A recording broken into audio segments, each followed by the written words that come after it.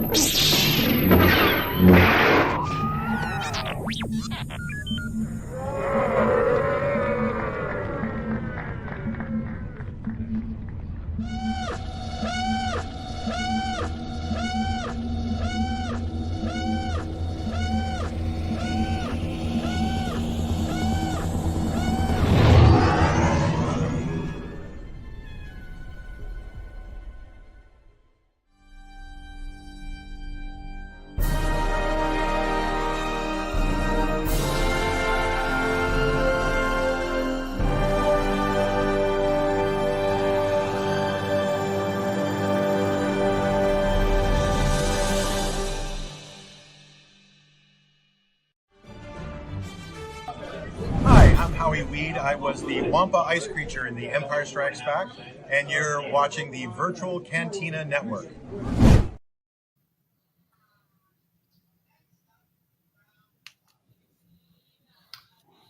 Just what a strange name.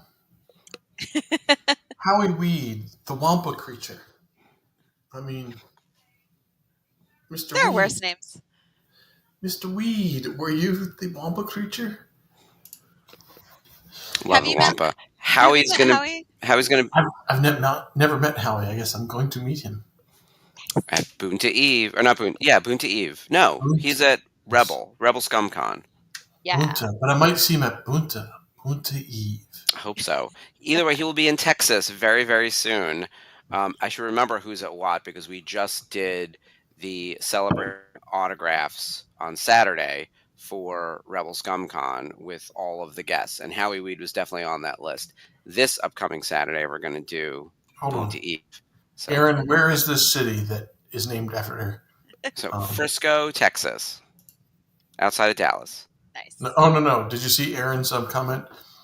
There's a city in California named for him. Oh, I didn't know that. I'm sharing the post to the page. Ashley, tend to the comments. Oh my! Of course, like 1,000 comments are popping up right as I'm now trying to share this. Spencer says, could be worse. It could be Mr. Lipschitz. Hi, Sherry. Yeah, Aaron says, Weed, California. Cool. Not shocked. How is everybody? Welcome, citizens of the Republic. It's another episode of Clone Wars Revisited from the Virtual Cantina. Tonight we will be watching Season 2, Episode 12? 10. 10, sorry. Yeah, it's all good. I've been hanging out with too much weed, Maybe the right episode. Yeah, it's well, I don't know if you can see it, but it's like above us up here on our little bar here in StreamYard. But yeah, it's one of Skip's favorite episodes. The Deserter. The Deserter. I do like this episode. It's really cool. It's real good. And we see them again in Bad Batch, so they come back around. Filoni has a way of recycling the magic. Mhm. Making everybody knows everybody in the Star Wars universe. Spencer, what's going on Jedi Way, Skip? Jeez. I was bush hogging the weeds on Saturday. Out there with the machete. I know a big tractor. Oh, even better. Cut all the weeds down. Mhm. No, the horses will eat the grass and they don't eat the weeds. So every so often you have to go in and mow the weeds down so it's still easy to get to the grass. Makes sense. I wouldn't know any of this living in the big city.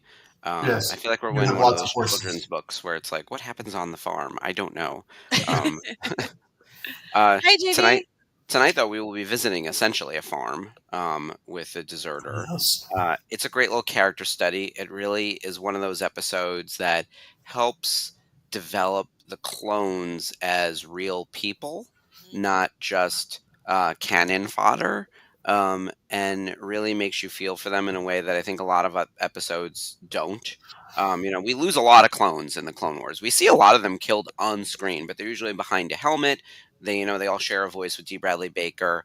Highly replicable, highly disposable.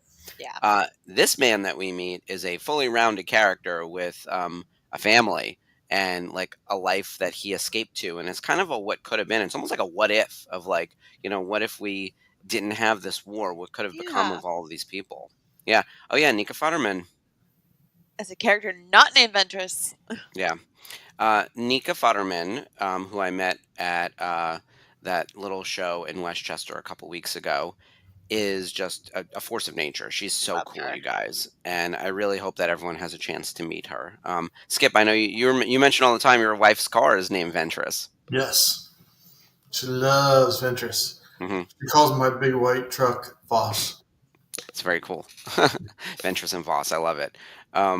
Ventress is a killer character, and Nika is an amazing voice actress. She's also in Rebel. She plays Presence. That's where I got her to sign my Rebels poster. So yeah, she's just a cool lady. I'm excited that she's back. Obviously, D. Bradley Baker has some heavy lifting to do on the emotional side this episode. It's gonna be a good one. And thank you everyone being so lit in the comments from the start. Yeah, right off the Obviously, bat. Spencer's. When Yeah, we this started is talking great. about weed, everybody wants to get involved. Yeah, everyone woke up, which is ironic. Weed? Aaron's What? here. Spencer's here. Sherry's here. Hey, Sherry. We've got JB. we've got JB. So JB, your ears must have been burning because we were talking about you. We were talking all kinds of stuff about you. Yeah, yes. Right before the episode started, JB is going to be guest hosting with us very soon. So you'll see JB And we're going to be getting and all Sarah. the dirt on Sarah since she won't be here. We'll be able to Mhm. get JB to pull out all the dirt. Yes. Meanwhile, Sarah will be hosting Daughters of the Galaxy next week and be popping in a Clone Wars as well. But JB and Sarah are going to be helping Ashley and Skip and I throughout the summer on Clone Wars Revisited. We have some episodes that they wanted to jump in on, and it is perfect timing with the travel coming up for San Diego Comic-Con and Rebel Scum Con. That we have a nice bench of hosts to help out while many of us are traveling. I'll be gone for a couple of weeks. You can find me this Saturday on the network doing Celebrating Autographs Part 2.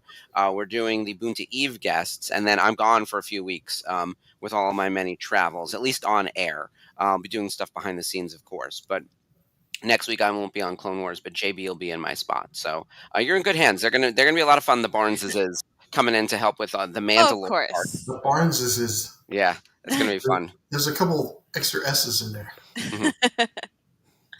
Yeah, I'm really excited for that. It's going to be a good show. And we'll be doing Lightsaber Lost.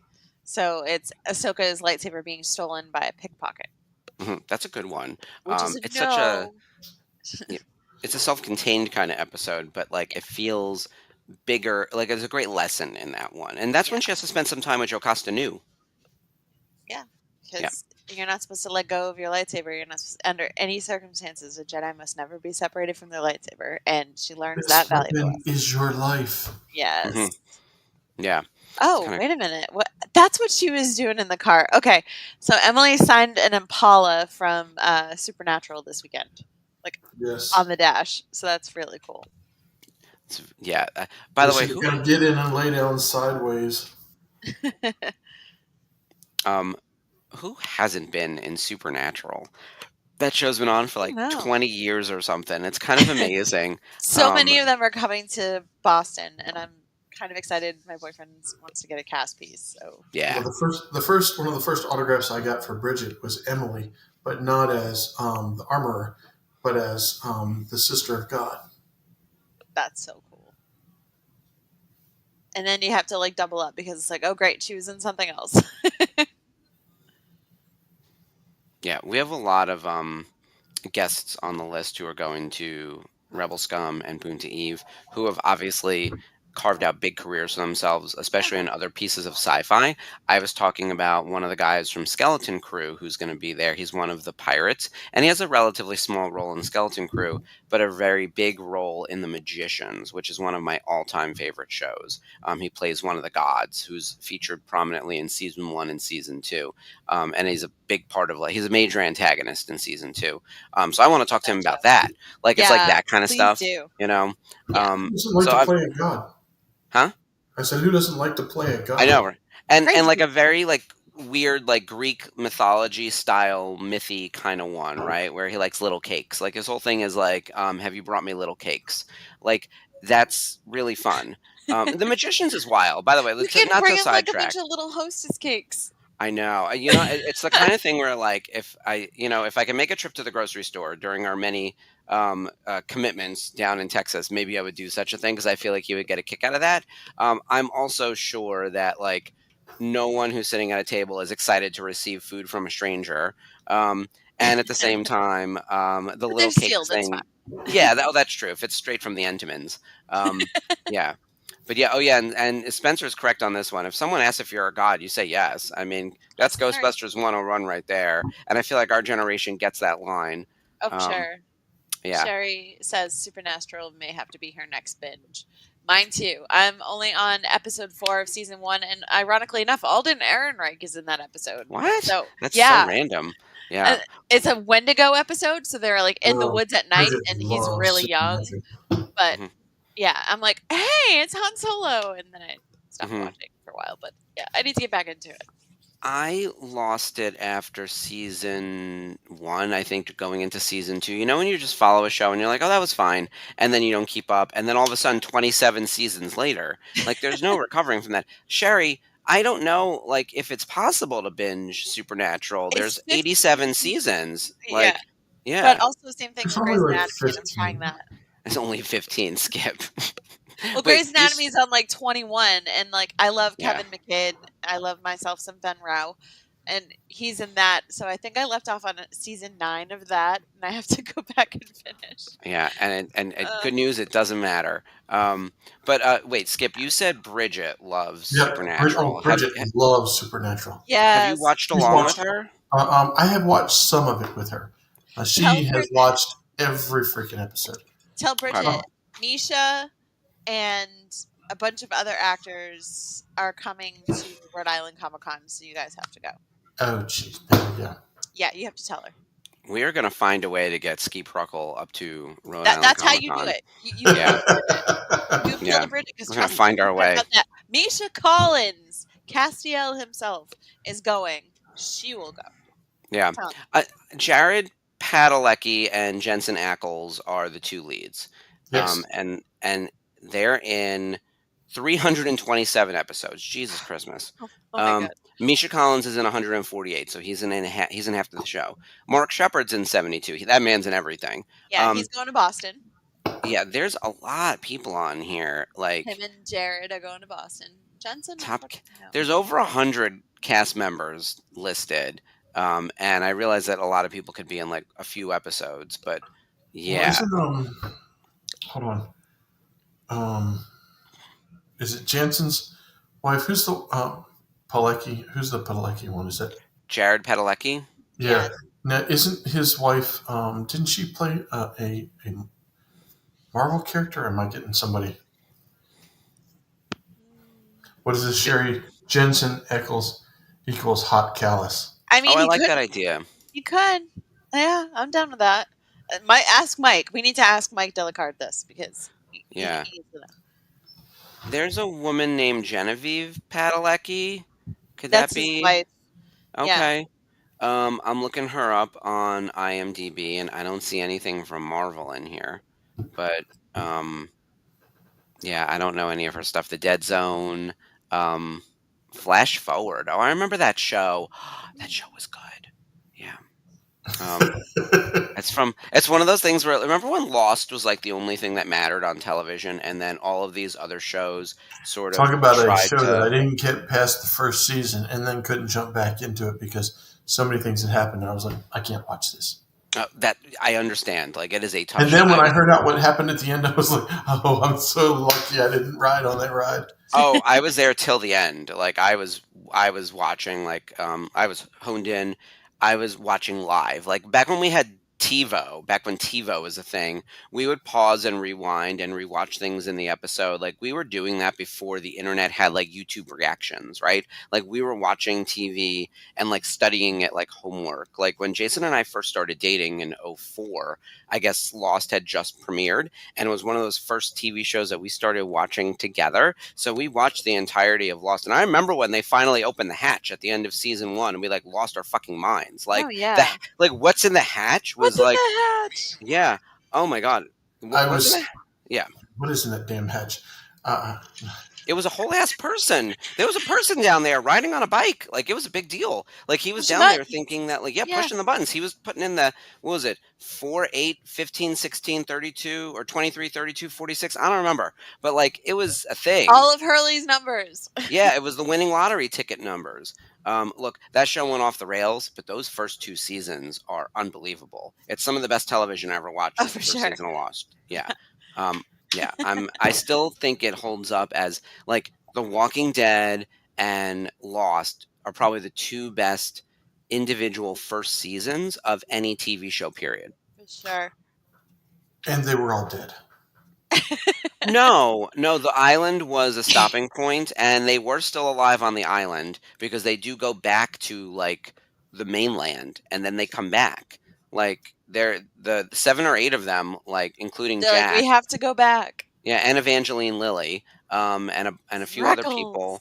went back to. They flew back. Like, I forget. I don't remember how they got out. There was a plane that got them back to, like, Earth, like, Boston and wherever.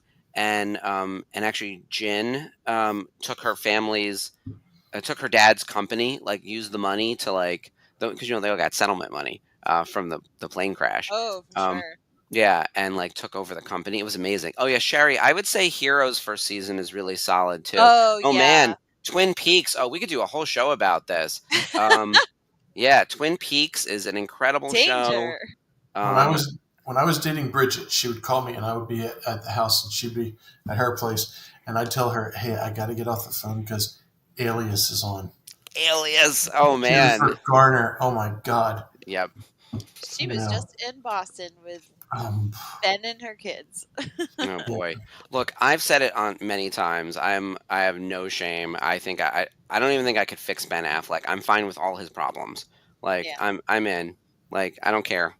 I I think that he's, like, the worst problem you could have, and I still don't mind. So I get it. I get why I get why they keep going back. They're co-parenting. It's fine. Yeah. And Jennifer Whatever. Garner seems smart enough of how to deal with his nonsense. Oh, we got to talk Superman. So the big things in pop culture, Megan 2.0, Jurassic World, Superman, and Ironheart. I have not finished Ironheart. I had too much either. going on this weekend. Yeah. But I think we saw Superman. I did. I haven't seen Superman. Are you okay with us talking generally without spoilers? You can Okay. spoil. You can spoil all the way. Okay, because Dave O'Neill and the Unifying Force did a very comprehensive episode on Superman yesterday. It's an Mhm. hour and 45 minutes. So it's Kat and Gio Wow. and Dave going through everything. So They you got can either watch sweaty the with it. movie or listen to theirs. Or listen to do them for both. an hour and 45 Yeah. minutes. It's Or do both at both. the same amount of time. Oh, Chantel. Okay. Chantel, we will stay spoiler free. And Aaron, we will say thank you, Yeah. Aaron and Chantel. We will be spoiler free and respectful. Because it's Let's- still early, Yeah. Once I say, way to go. He dies in the end. Once it gets past Cheap Movie Tuesday, the first Cheap Movie Tuesday, Mhm. all bets are off. Yeah. So, Oh, and Sherry hasn't seen it yet either. Yeah, Well, yelling I at talked to Dave before he went on the He's show. He going said, "Do not watch this," and I was like, "Please." I was cleaning the barn or something, and I had the show on.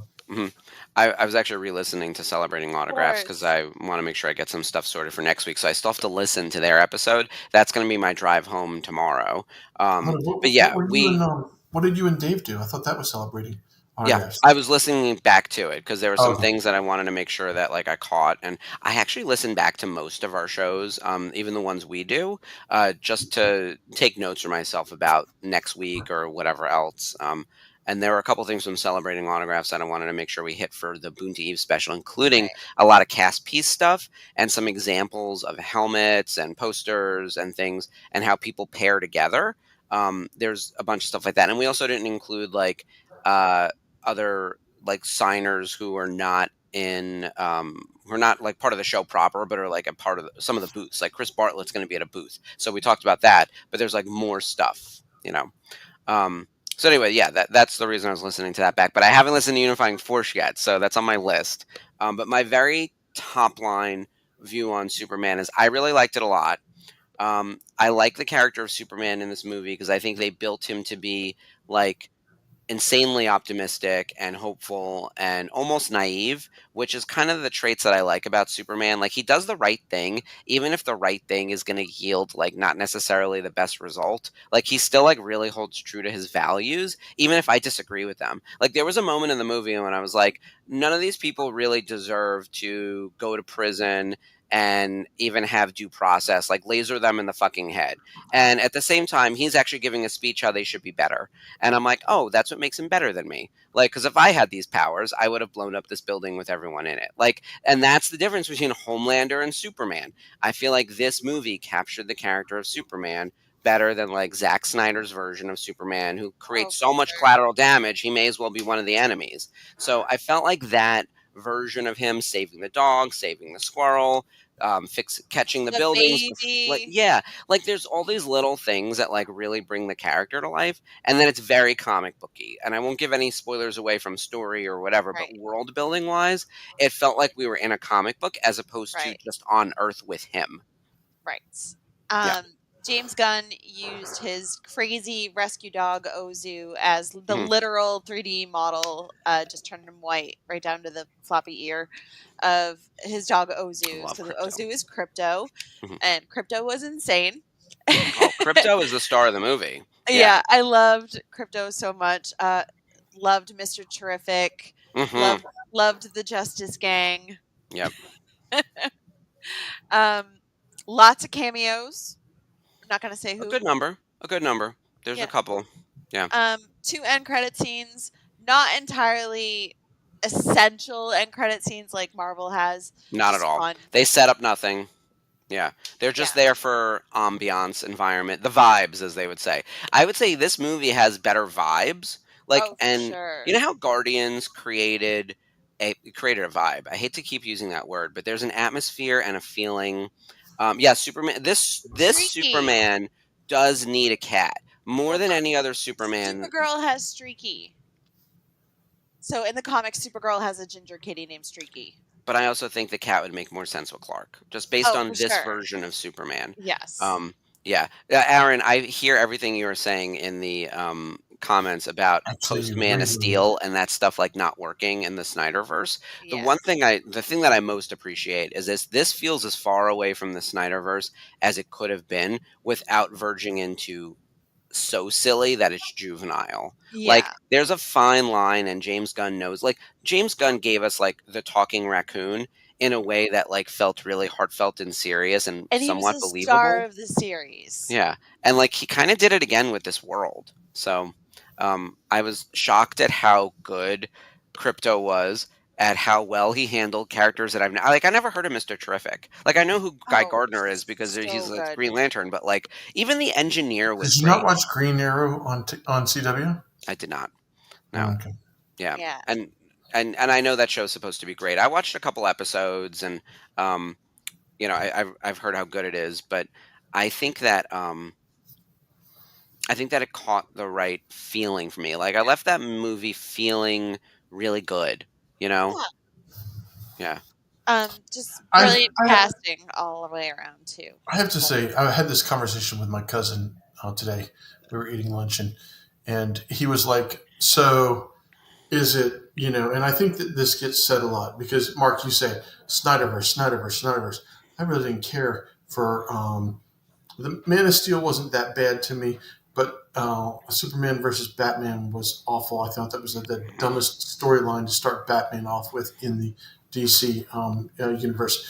But Cavill, it was him as Superman, and I know that people say, "Oh, he didn't have much emotion to him," but I actually thought he did. I thought he played, the very serious. I'm Superman. I have lots of powers. I have to take this very seriously. I can't just be, He was jovial. God level. Yeah. And I thought Cavill made a great Superman, and I was less upset about losing Snyder and more upset about losing Cavill. I thought Cavill made a great Superman, and would have, I would have loved to have seen James Gunn take Cavill and do something with him. Yeah. I mean, who knows? It's still early. We have a whole DC universe to pick through. It could come back around for something.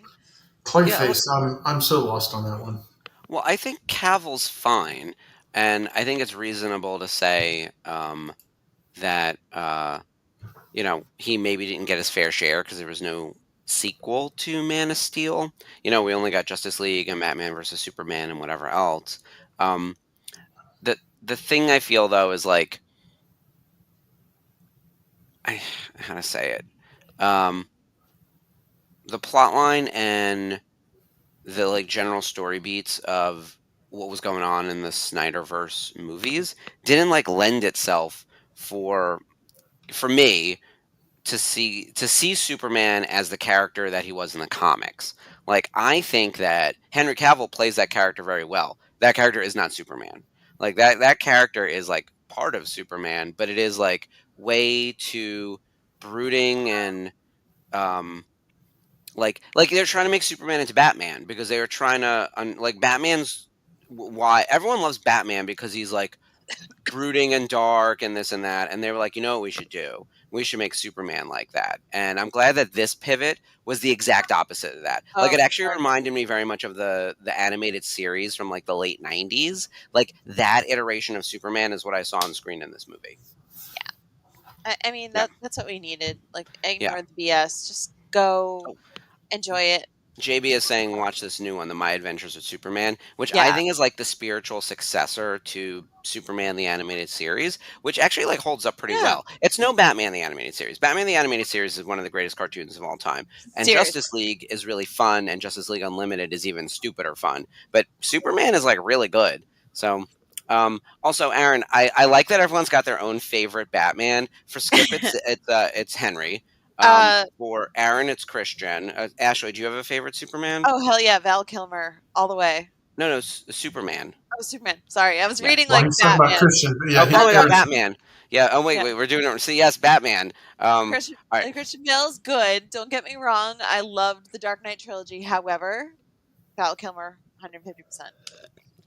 Mine is Kevin Conroy, but then from a Superman perspective, I don't even know if I could pick a favorite. Like, I don't care enough. Like. Yeah, although I do like Reeve because to me, like, he embodied the character on screen. I saw Christopher Reeve do Superman in the movie theater the weekend that came out. That's amazing.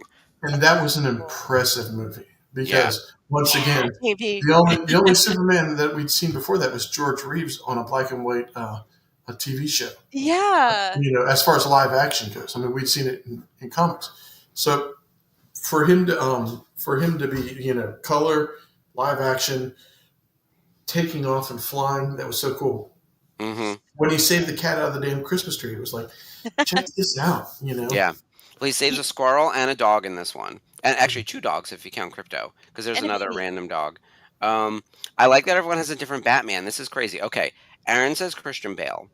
And then Dave O'Neill is saying Michael Keaton. Both great choices. Sherry loves Adam West, obviously. JB loves Val Kilmer, as does Ashley. Wait, Skip, did you have a favorite Batman? I actually like Christian Bale. Christian Bale. Nice. And then mine was Kevin Conroy, who's the voice actor from Batman the Animated Series. Oh, Kevin was a gem, man. Like, absolutely. He used to come to Raleigh's GalaxyCon all the time. Yeah, he did quite a number. It was always amazing to me what a constant line of fans he had.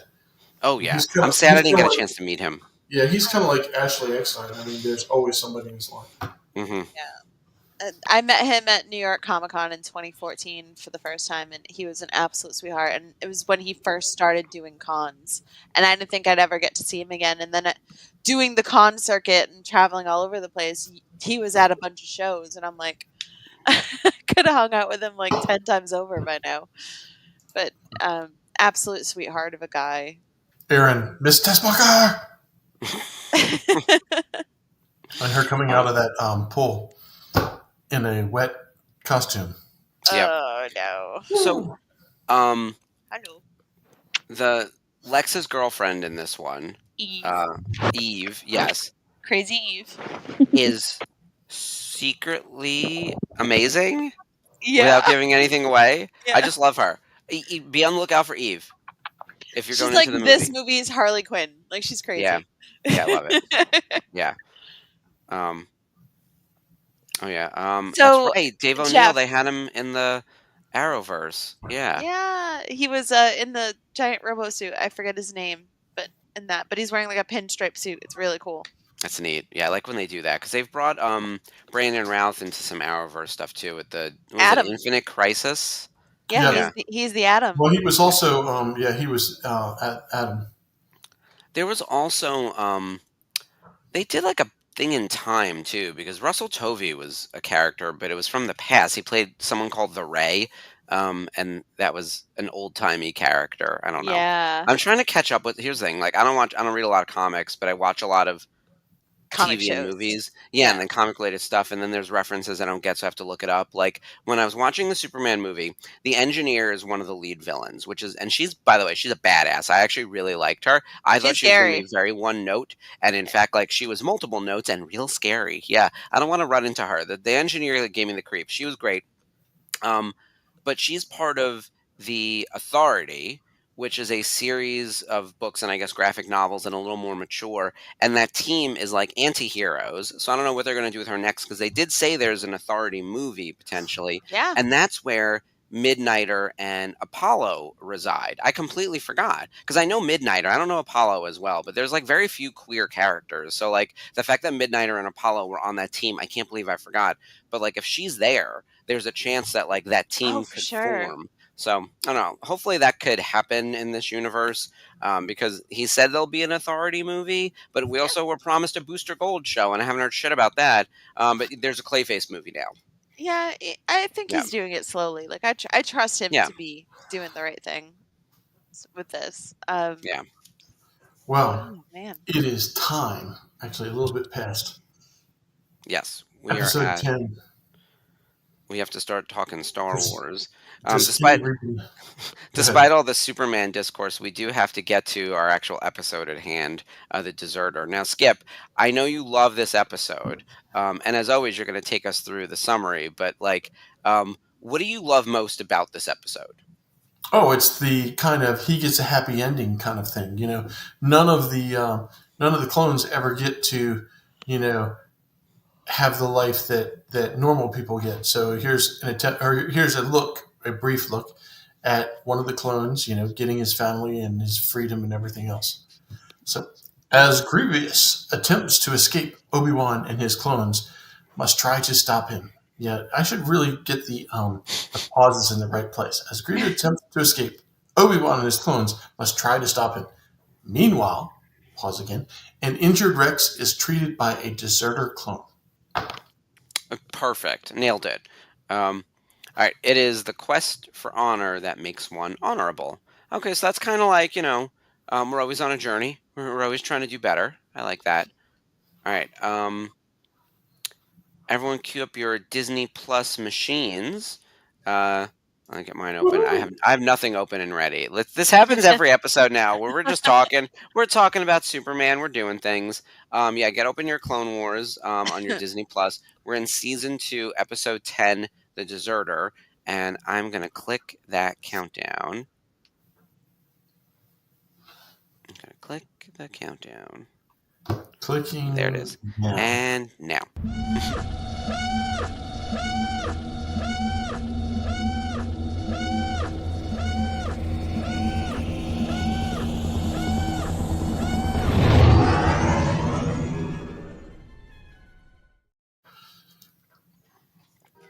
Ooh. Turn the volume down.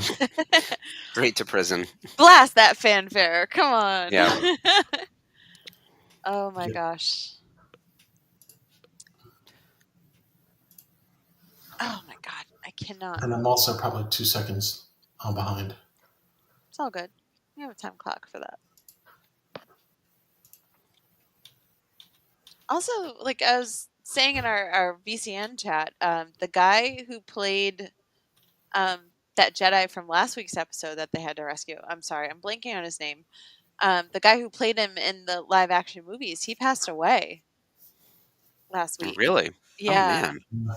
So it was kind of like odd timing for us to be watching his episode, but yeah.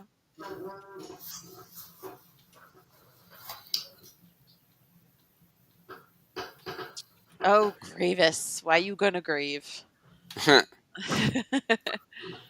Look at the landing gear on that thing. Yeah, like you took out a small animal, man.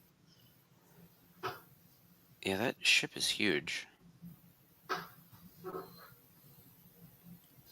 I do enjoy the environments that they create in Clone Wars because they're like take a tropical forest but somehow like slam it into a desert and make it make sense and just change some colors. And so you get this like rainforest greenery mixed in with like boulders and flat desert land and all this kind of stuff that doesn't happen on Earth. But and so it looks like super alien-esque. Um, Chantel, season 2, episode 10. Oh, Sherry put it in there. How did I miss that? Yes, season 2, episode 10, The Deserter. And we're in 2 minutes into the show. Yep, we've got our little timestamp right here. I remembered this week. You remember last week too? Yeah, I've been doing good, but like it took a while. Yeah, it's the kind of thing where once you're in the habit of it, and then sometimes once you forget to do something, it never like it's with me not having this ready to go. Like on this screen, my Disney Plus is never up. You know what is up though? The Virtual Cantina programming guide and all this other stuff that I'm trying to plan. So all the things that I don't need immediately, but I need weeks from now. Yeah, I have 25 tabs open. He said that creature from Attack of the Clones. Oh, what is that thing? Can anybody remember what it's called? The cat? Tauntaun.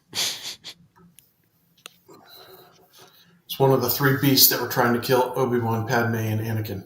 Yeah, that weird rhinoceros, right?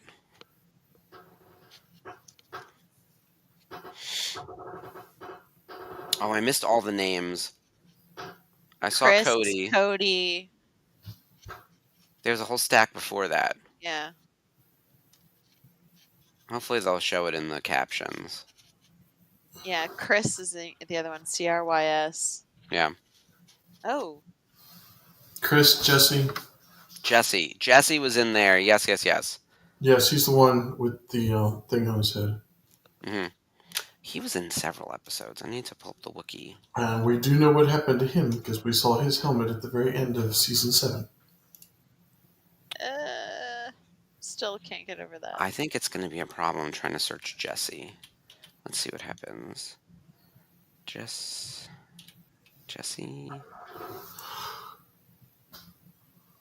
Oh, excuse me. Poor Rex.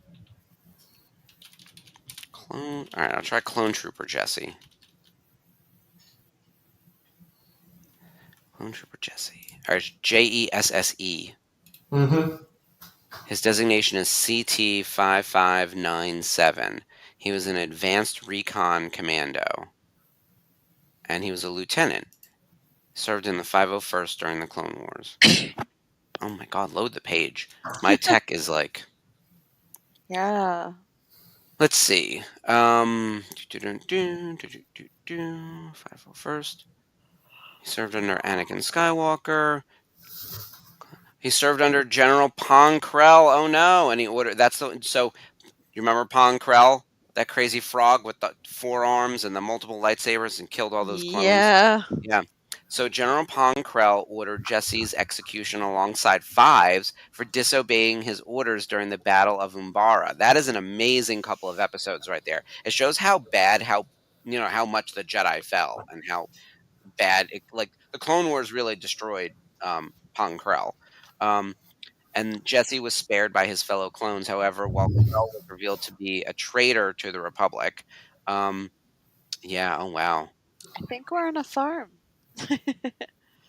Jesse joined the 332nd Division at the Ahsoka! 501st, created by Anakin Skywalker, and led by the newly promoted clone commander Rex shortly after the Battle of Urbana. He served with Ahsoka Tano during the Siege of Mandalore, then turned against her as a result of a secret programming which compelled him to comply with Order 66. In the ensuing skirmish above the Venator-class Star Destroyer Tribunal, Jesse took command of the division and demoted Commander Rex for refusing to execute Ahsoka, despite the lieutenant's efforts to carry out the will of Sith Lord Darth Sidious, Tano and Rex both survived.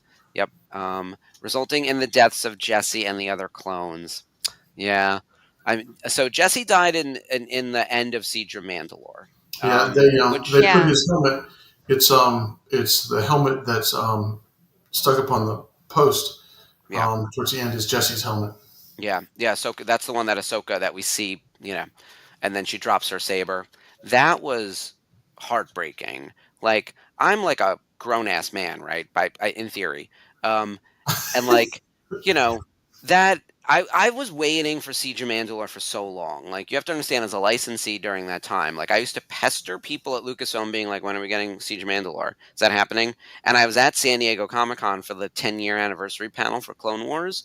Where like Ashley and Matt and a bunch and James and a bunch of others were all getting together. Filoni was there to talk about like 10 years of the Clone Wars, and it was supposed to be very much like a look back, nostalgia kind of thing.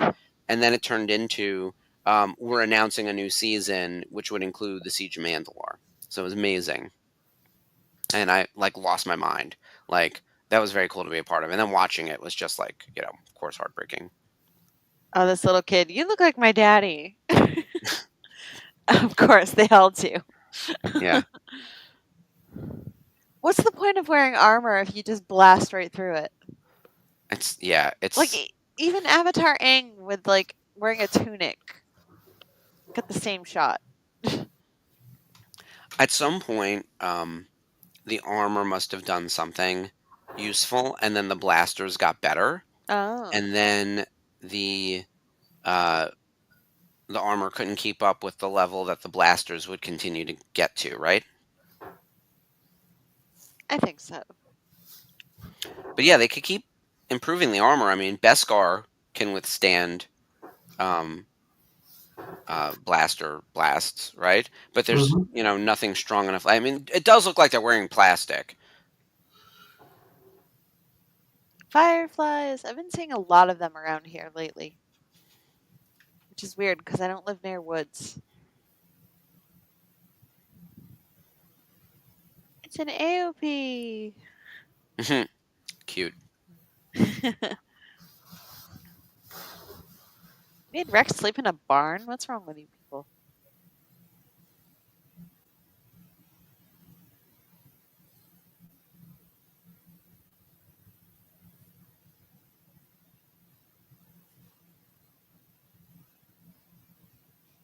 That's still better than being on the front lines or dealing with Pong Krell.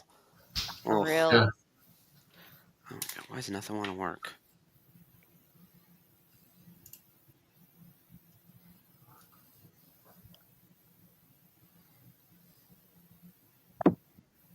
Oh yeah, Aaron, you're asking the right questions. How does Boba Fett have a blaster dent? His armor is strong, but I think it could still be damaged, right?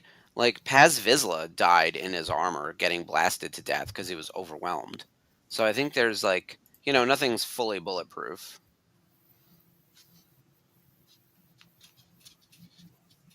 There was something stronger than Beskar too. What was it? Cortosis, right? Yeah. That was the stuff that the Stranger had in the Acolyte, and that's something out of Legends. I'm not up on Legends the way that like Mike Delicard, the way that Jamie, the way that like several of our like EU and High Republic and all the literature people. I know that Cortosis absorbed Rights. energy, so it absorbed the energy of a lightsaber. That's why it would always put it out when you stabbed it. Oh, that makes sense. It's a good little power to have. Yeah, Cortosis. Though they used it in Acolyte, I think it first came out with the Tron a trilogy. There, say that 10 times real fast. The Thrawn trilogy, and the introduction of Mara Jade. We were talking about Sharon McRandall on Saturday because she's going to be at Rebel ScumCon. She is the model for Mara Jade. Yep. So yeah, it's the EU lives on and will always be a big thing for people. Look, I love that first Heir to the Empire book. I wasn't super into the entire EU the way that like other people Like that time period between Return of the Jedi and Phantom Menace, for me, like I was not reading all Oh, of it's those how I books, you survived. know.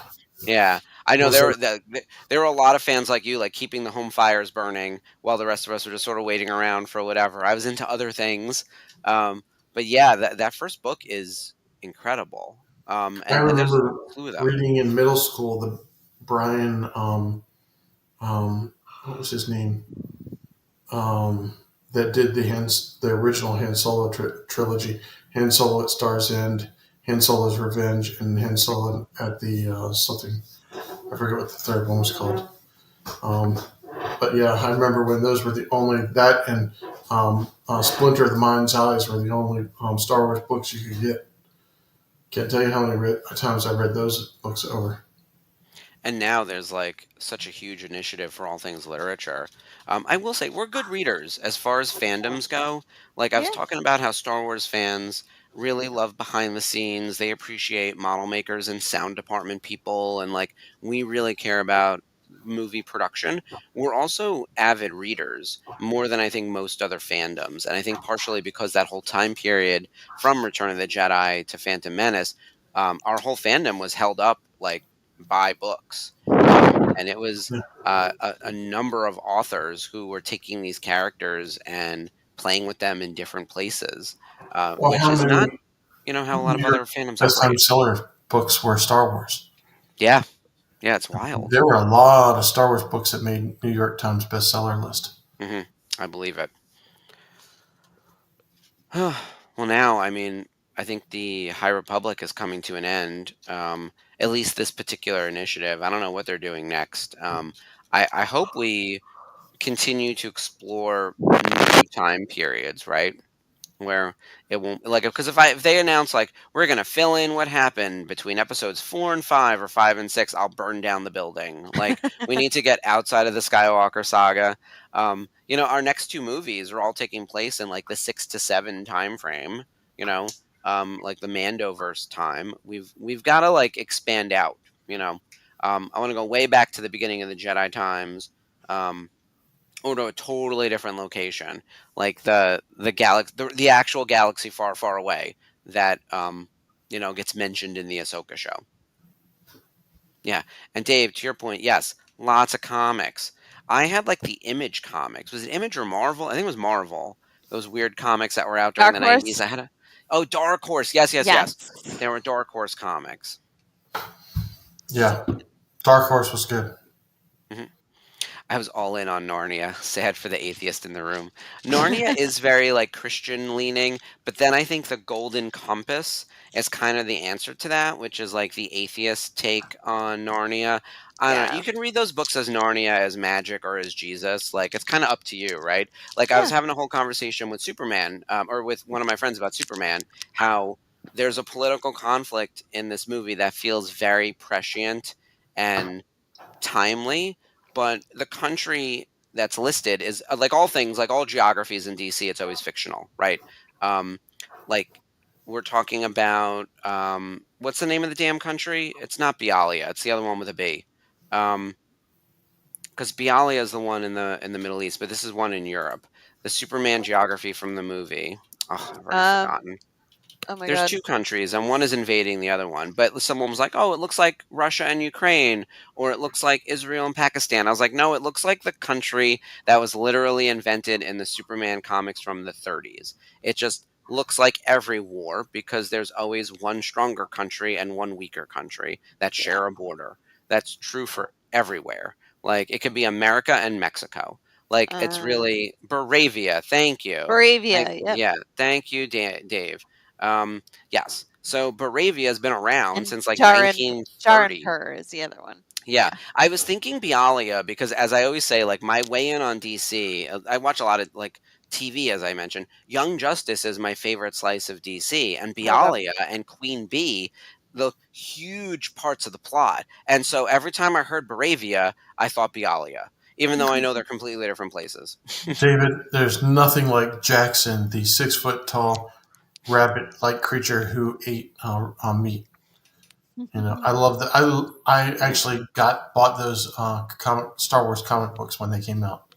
there's like true like Jackson merch. Yeah, yeah.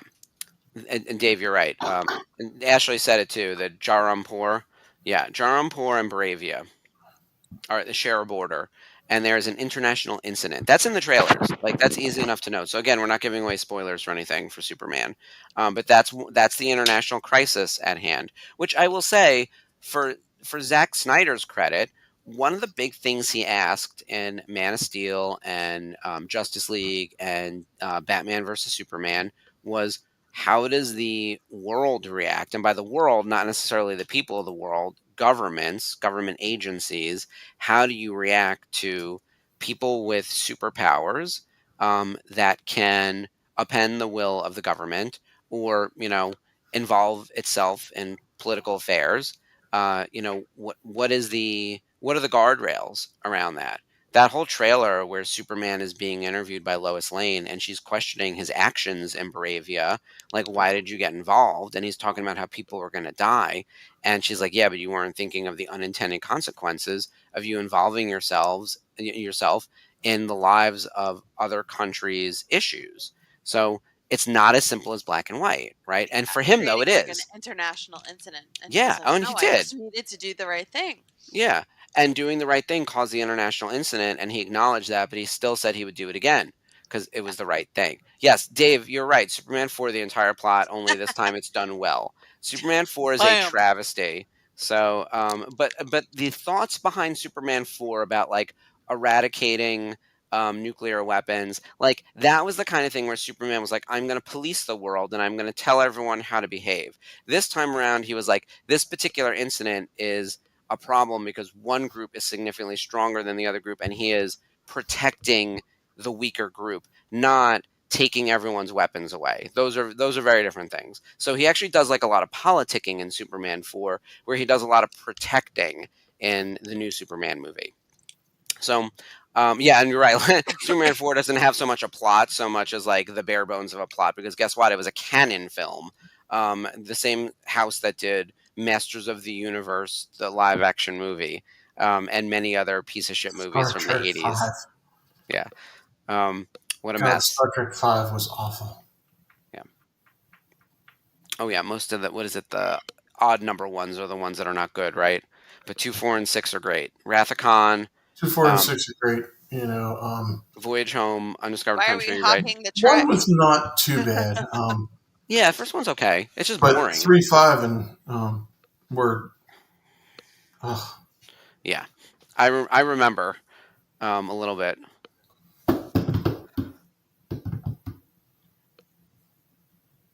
I keep forgetting Obi-Wan's in this episode. Like, is that wrong? Yeah, he's not doing very much.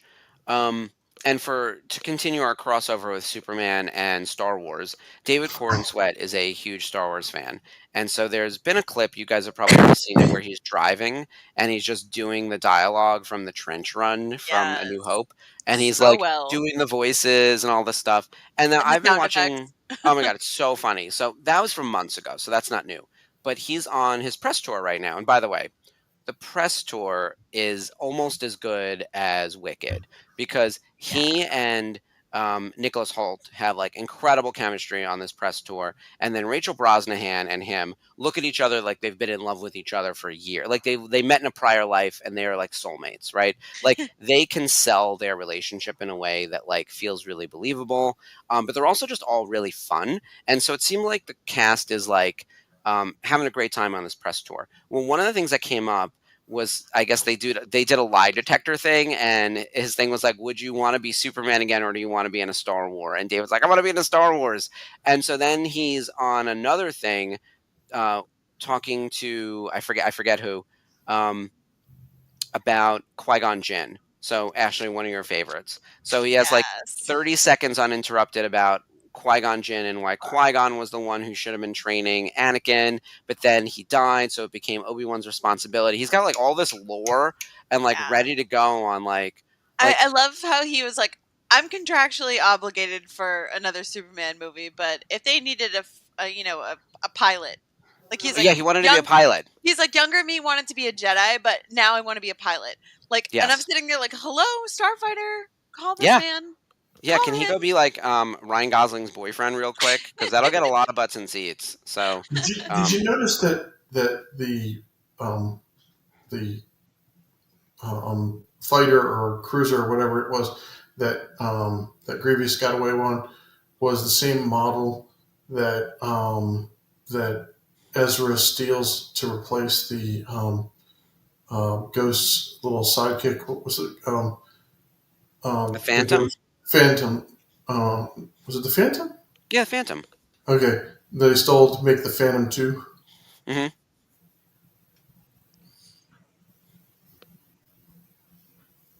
Oh, you're saying it looks like it? Yeah, it looked like it was the same model. Oh, it probably was. Yeah, they like to reuse stuff here. I'm sorry. I thought there was another piece to that. Yes. Yeah, no, I was just saying, hey, Yeah. that's that one that Grievous just got all away on, the same one that Ezra stole. Yep. Meanwhile, Same I model. love their little I forgot to mention this, their little half-breed children over here because Freddie Prinze, Kanan Jarrus and Harrison Dula do not have children that look like those children. Those They children. give birth to a human with green hair, and they gave birth to like some multicolored Twi'leks, is what I saw. And Those maybe it's Jedi because he's a genes are clone. strong. Yeah. Well, you know what it is? I think that he's a clone, whereas Kanan Jarrus is like a pure human. So his genes are probably like shaky at best, right? Like, Right.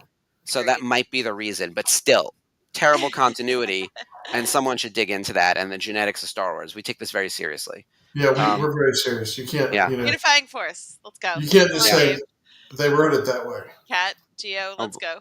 Yeah. Meanwhile, there's like a fight breaking out in the comments over Masters of the Universe. I will tell you this: I'm fully aware that movie was bad for the live action movie from the '80s, because it had nothing to do with the cartoon. It was like poorly executed. It was cheaply made. Dolph Lundgren can't speak a lick of English, and that was back then. He's great now, and I actually really like Dolph Lundgren. He's got like a master's degree in like chemistry or some shit. He's like spoken at like the UN against like child trafficking. Like he's like a good dude, right? I like him a lot, and he was amazing in Rocky Four. So I like him a lot. I love Frank Langella as Skeletor. I love that movie as a kid. It does not yeah. hold up as an adult, except so bad it's good, or the nostalgia Yeah. beat of it all, right? That being said,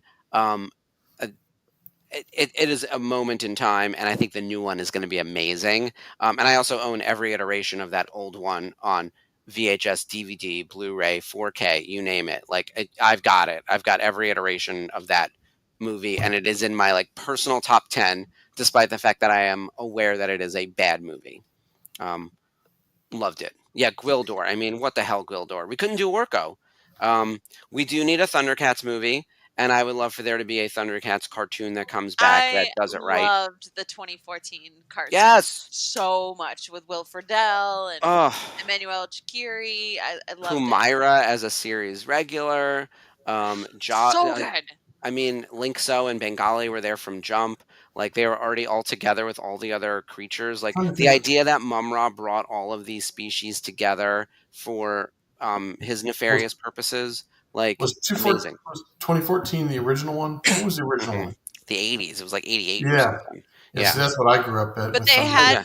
Larry Kenny, who was the original Lion-O, come back and voice Lion-O's Claudus. dad, Yeah. Claudus, in this, and it was so good. Like Mhm. I had all the figures.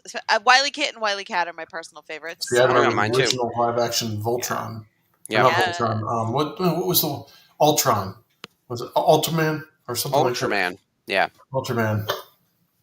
The new Yeah. Thundercat, Chantel, I think you would like it. It's only It's it Cartoon didn't make it Network, very though. long. Yeah, it was Cartoon Network. It might It have was been like a 26 episodes. season or two. Oh, Pirates Ish. of Darkwater. Love Pirates of Darkwater. Oh, okay. Can we talk about Pirates of Darkwater for a second? We I watched totally an can. explainer video on this because like they never got to finish the show. It was a prince who becomes a pirate to get gems, and the gems magic would save the planet from the goo, which was dark water that was taking over the planet. It was like an Yeah. ecological disaster Like on like a sludge. global scale. Yeah, sludge.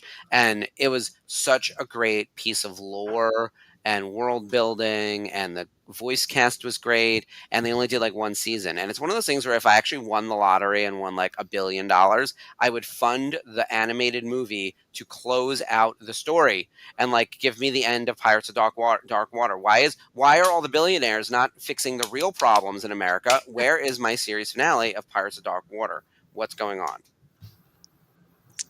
And while they're at it, they can do My So-Called Life too. Yes. Yeah, you have a few of those. So we'll Good make a episode. list. Yeah. And yes, coming back to Star Wars, one of Skip's favorites. Yep. When do we see them again, Ashley? Do you remember this guy? Cut. Mhm. We see him in Bad Batch. I'm just looking up the actual episode. And his kids are grown. Cut LaQuain is his name, his full name. How does Bad Batch know Cut? After Order 66 and the end of the Clone Wars, Rex and the Bad Batch visited Cut and his family. In succession, the latter after they had defected from the newly informed Empire and fled Camino. At this time, the LaQuains left Seleucami with forged chain codes. Oh, okay. That's who they get their chain codes from. Yeah. All right. Yeah, I see. Let's see. He was in the Bad Batch episodes. He's in the Clone Wars Deserter, and then in Bad Batch he's in Aftermath and Cut and Run. Yes. I love Yeah, so Cut that's and Run. season 1, I think. Such a Yeah, good episode. very cool. Yeah, we got to see Jesse, who makes it all the way to the series finale. God bless him. So close. Yeah, I know, right?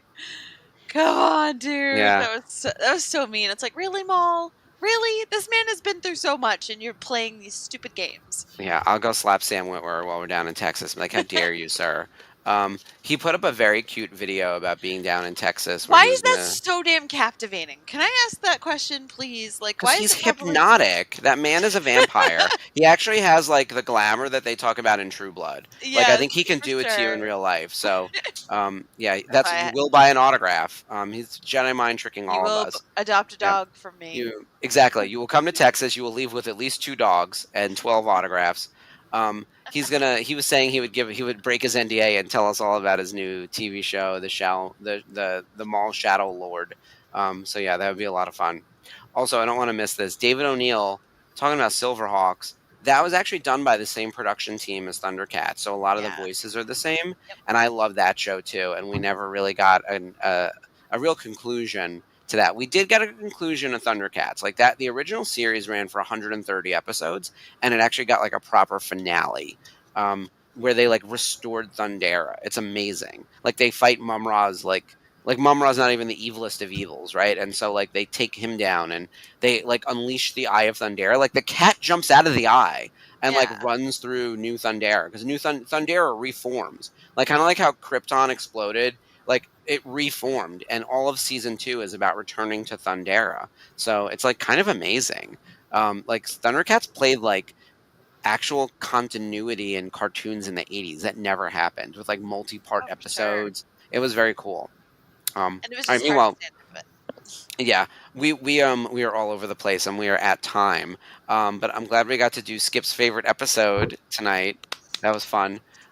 Next week, JB will be on to do Lightsaber Lost, which he says is one of his favorites. So that'll Yeah. be great for you guys to cover. And then JB and Sarah will be on the week after that to take us through, to go through Mandalore, because it is the Mandalore plot after that one, which is where we meet Duchess Satine, Anna Graves herself. So that is episode 12. It's that girl Anna. Love it. And Pre Vizsla's in there too. So that's the one on the ship. It's the reddest of red flags.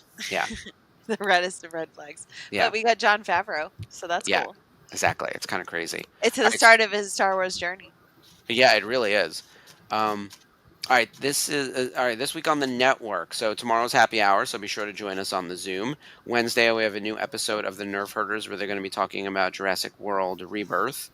They did Independence Day last week. I think they're going to do Superman next week because I don't think they've seen it yet, but they did see Jurassic World. And then on Thursday, there is a new it's a multi episode on the watch along of the Goldbergs. So all of these Star Wars related episodes, which is really fun. Yeah, that's gonna be a good one because they did Big Bang last week, and then it's Goldbergs this week, and then there's a new episode of the Unifying Force. No, not Unifying Force, of Jedi Archives. We just did Unifying Force. Yeah. Yep. That's Cool, everything. cool, cool. Yeah. It's a good time. And also, don't forget, like next week we have Fantastic Four coming out. So Yeah, I got to figure out when I'm going to see that with my travels to San Diego. It's going to be a mess, so I'll get there. I got to see F1, Jurassic, Superman, and then I'm gonna have Fantastic Four.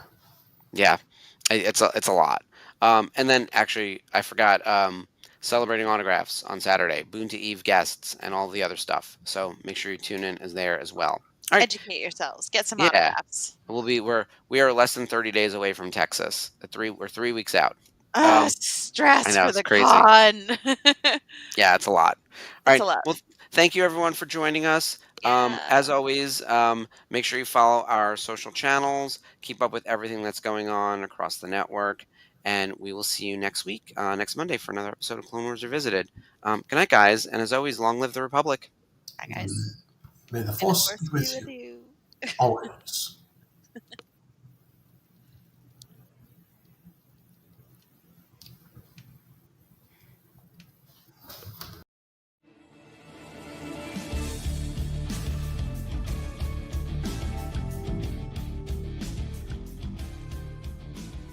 Hello there.